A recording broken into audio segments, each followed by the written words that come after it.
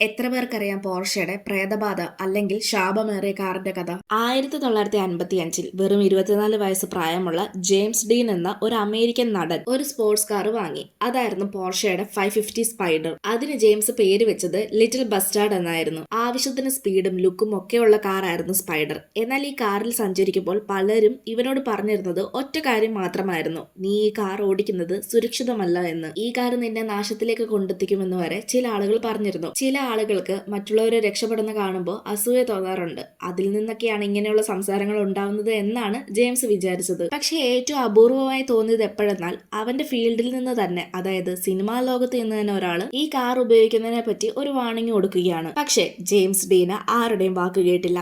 അവൻ ആ കാറിൽ യാത്ര ചെയ്യാനാണ് തീരുമാനിച്ചത്. അങ്ങനെ 1955 സെപ്റ്റംബർ 30 ജെയിംസ് ഡീൻ കാലിഫോർണിയയിലെ ഒരു റോഡിലേക്ക് പോകുന്ന വഴി മറ്റൊരു കാറുമായി കൂട്ടിയിടിച്ചു. അതാണ് പോർഷെ 550 സ്പൈഡറിലുണ്ടായ ആദ്യ ദുരന്തം. കാറിന്റെ മുൻഭാഗം പൂർണ്ണമായി തകർന്നു. ജെയിംസ് ഡീൻ സംഭവ സ്ഥലത്ത് വെച്ച് തന്നെ മരിക്കുകയും ചെയ്തു. ആ സമയത്ത് അവന് വെറും 24 വയസ്സായിരുന്നു ഉണ്ടായിരുന്നത്. കാറിന്റെ മുൻഭാഗം മാത്രമാണ് നശിച്ചത്. എന്നാൽ ബാക്കിയുള്ള ഭാഗങ്ങൾക്ക് കുഴപ്പമില്ലാത്തതുകൊണ്ട് ആളുകൾ അത് സ്പെയർ പാർട്സ് ആയിട്ട് എടുക്കാൻ തുടങ്ങി. എന്നാൽ ഇതിനു ശേഷമാണ് ശരിക്കുമുള്ള പ്രശ്നങ്ങൾ തുടങ്ങിയത്. ട്രോയ് മെക്ഹെൻറി എന്ന ഒരാള് ജെയിംസ് ഡീന്റെ കാറിന്റെ ഭാഗങ്ങൾ ഉപയോഗിച്ച് തന്റെ കാർ റെഡിയാക്കി. പിന്നീട് അദ്ദേഹം ഒരു റേസിംഗിൽ പങ്കെടുക്കുന്ന സമയത്ത് വണ്ടി ആക്സിഡന്റ് ആയി മരിക്കുകയാണ് ചെയ്തത്. പിന്നീട് വില്യം എന്ന മറ്റൊരു ഡ്രൈവർ പോർഷെ 550 സ്പൈഡറിന്റെ സ്പെയർ പാർട്സ് ഉപയോഗിച്ച് തന്റെ കാർ ശരിയാക്കി. അദ്ദേഹത്തിനും റേസിംഗിന്റെ ഇടയിൽ അപകടം പറ്റി കാലിന് കാര്യമായ പരിക്കേൽക്കും. മാത്രവുമല്ല, സ്പൈഡറിന്റെ തകർന്ന ബോഡി ഒരു ട്രക്കിൽ കയറ്റി മറ്റൊരു സ്ഥലത്തേക്ക് കൊണ്ടുപോകുമ്പോൾ ട്രക്കിൽ തീ പിടിച്ചു. അത് കാരണം ഡ്രൈവറിന് ഗുരുതരമായ പരിക്കുമേറ്റിരുന്നു. പിന്നീട് ആ കാറിന്റെ ബോഡി എക്സിബിഷനിലേക്ക് കൊണ്ടുപോയപ്പോൾ